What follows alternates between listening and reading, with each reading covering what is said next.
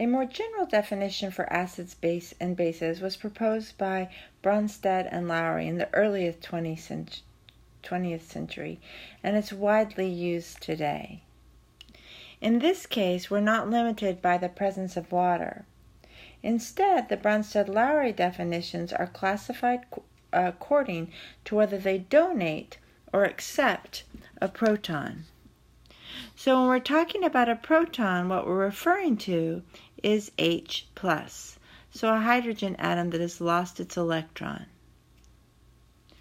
In this reaction, you can see that the acid is going to be the proton donor.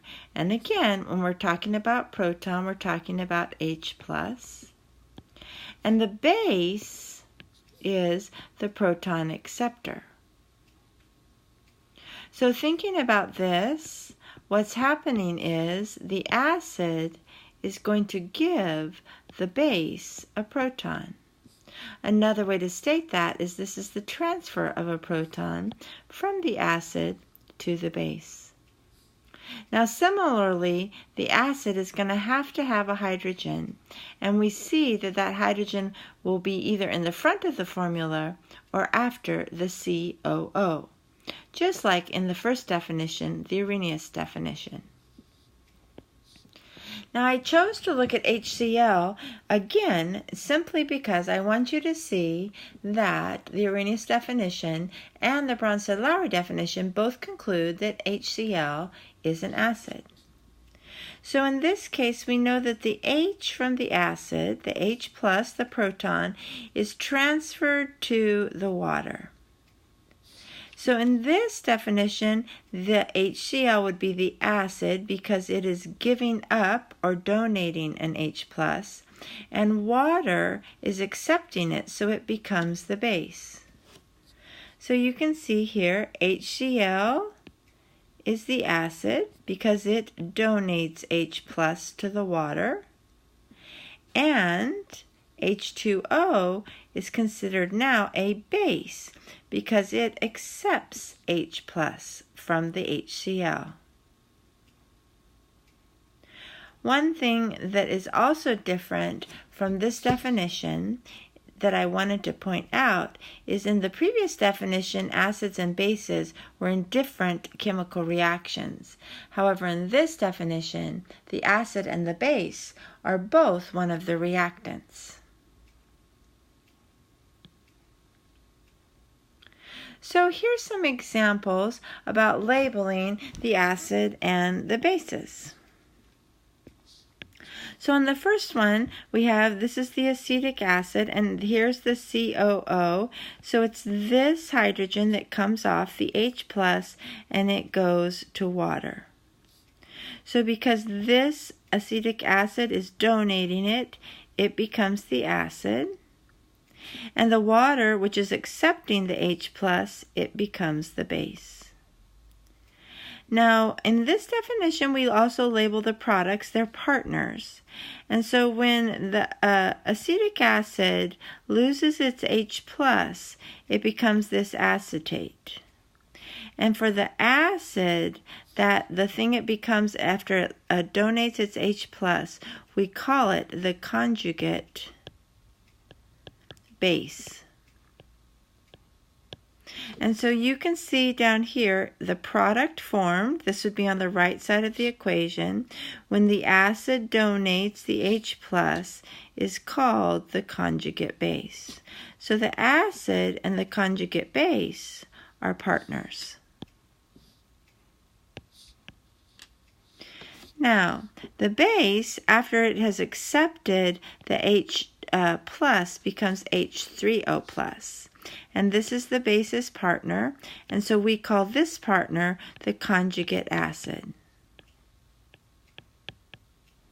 So looking down here, the product on the right side of the equation that is formed, when the base accepts the proton, is called the conjugate acid. So the base is on the reactant side, and then its partner, the conjugate acid, is on the product side. Let's label this the second example here. So if we see this is hydrogen sulfate, and this hydrogen has to be in the front, is donated to OH negative.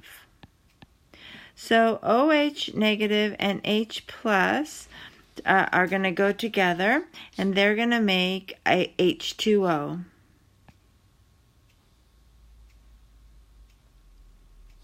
The HSO4 is losing this, so it's going to become SO4 2 negative. Now why it's a negative is because it had a 1 negative on this side, but if I lose an H plus, it's going to get another negative.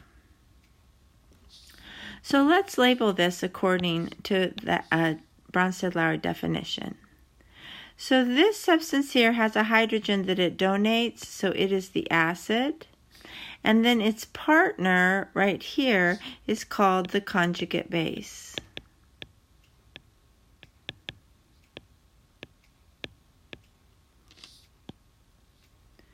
Now, for the base, so the base is accepting the H plus, so this is the base. And the partner that the base becomes, or the water, is called the conjugate acid. So if you look and observe very carefully at this, on the reactant side we have a base and an acid. This has an acid and a base. And on the product side we have their partners. So we have the conjugate acid and the conjugate base. And here we also have a conjugate base and a conjugate acid. So it all fits nicely together. Now, and I blocked off the answer so that we could see how we could do this. But we don't even have to have a reaction to know the partners or the conjugates that our acids or bases will form. So acids like to donate H plus or lose them. So if I want to figure out what the conjugate base looks like, this will be on the reactant side, and the conjugate will be on the product side. So to do this, I would lose one H, so I have HS, and then every time you lose a plus, you have a negative. So each time I'm just going to go through and take off an H and a plus. So this guy here, I would take off an H, that would be CN, and then I take off a positive, leaves a negative. This one I would take off an H, which leaves me SO4. I already have a negative, so I'm taking off another one, a positive, so this would be 2 negative now. And then water, you always have to think of water in this situation as H plus and OH minus. So if I take off this H, I get an OH minus. So if you see, knowing the acids, we can predict what their conjugate base will be even if we don't have them in a reaction. Now bases do the opposite thing. They accept or add. So up here we were subtracting the H plus, and down here we're adding. So if I add H plus to this, I have an H, a plus and a minus cancels, and so I just have HI. The second one, I already have one H, so I'm going to add another H, that's H2, and then CO3. If I add a plus to a negative, they cancel.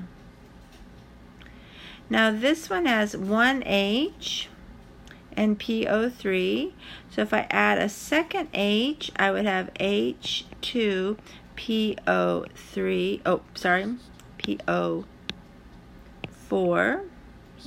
This has a 2 negative, so I'm adding a plus to it. That would go down to a 1 negative. And then water, if I add an H plus, I have 3 hydrogens now, and there's no charge here, so that will make it a plus. So again, as long as you remember that bases accept an H plus, then you're able to predict what the conjugate acids would be.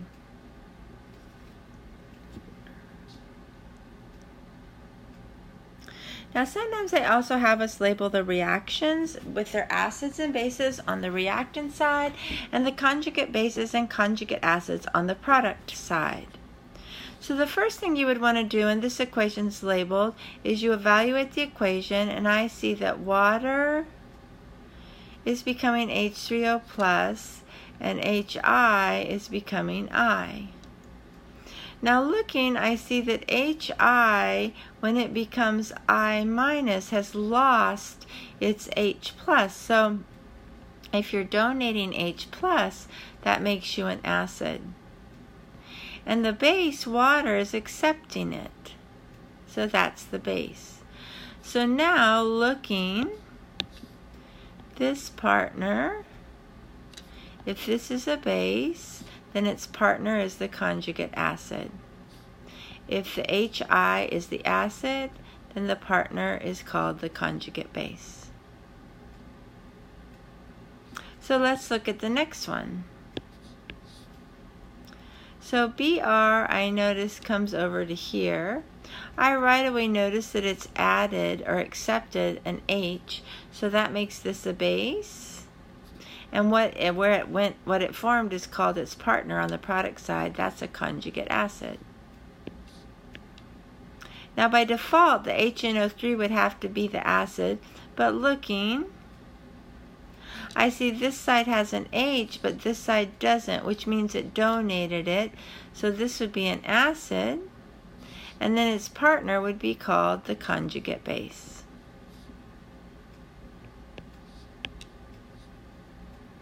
And finally, this last one, when I follow my carbons over to this side, I notice that this guy has an H and this guy does not. So that means it donated the H, which makes it an acid. And then its partner is called the conjugate base.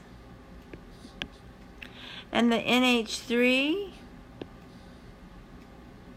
if I look, this side has an extra H plus and this does not, so that means it accepts it. So this is the base, and the NH4 plus is called the conjugate acid. So one thing you want to practice doing is determining an acid and what its conjugate base is, and a base and what its conjugate acid is. Also, given an equation, you'll want to label it. On the reactant side, you will always have the word acid and base. So the reactants will be identified as acids or bases. And in the Bronsted-Lowry definition, they go together. So you wouldn't have two acids or two bases. And on the product side, that's where you have the conjugates. So we would have to have a conjugate base, and conjugate is spelled like this. Oh, with a J, sorry.